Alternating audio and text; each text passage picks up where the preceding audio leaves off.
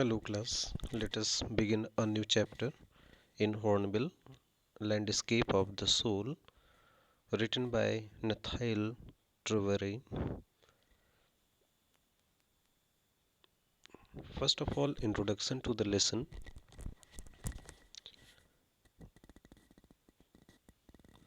Written by Nathaniel Treveri, the chapter is about how different the Chinese art form is from the European art form. The writer uses two stories to make a contrast. European art is about reproducing an actual view, whereas Chinese art is about not creating a real landscape. European art is an artist's way to let viewers show exactly what he wants them to see in the landscape.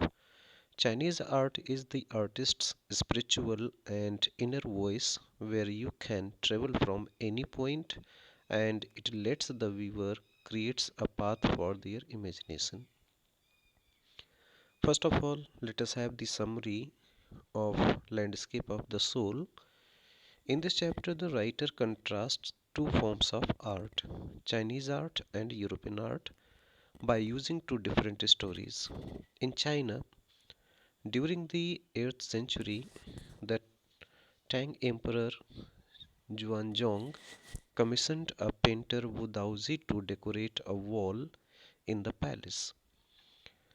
Upon seeing the wall painting, the emperor started noticing the outer appearance of the painting, but the painter drew his attention to a cave at the foot of the mountain. The painter told the emperor that he would take him inside. The painter entered the cave and the entrance closed behind him. As soon as the painter clapped his hand, the painting on the wall was gone, and so was the painter.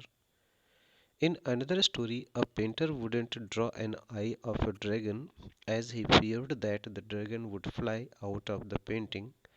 In another story, to represent a European art form, a master blacksmith falls in love with a painter's daughter. The father didn't approve of him because of his profession. The blacksmith sneaked into his painting studio and painted a fly on the painter's latest panel.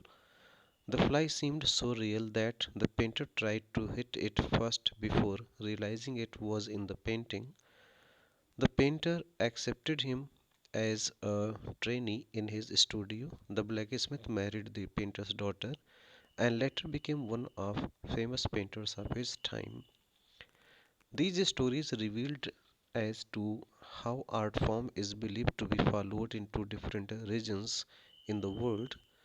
In European, an artist wants the viewer to see a real viewpoint by borrowing his eyes. The art must be perfect and must be illusion, likeness. Whereas in China, the artist doesn't paint a real one but uses his inner and spiritual voice to create an abstract piece. The viewer can enter the painting from any point and can travel according to his own imagination.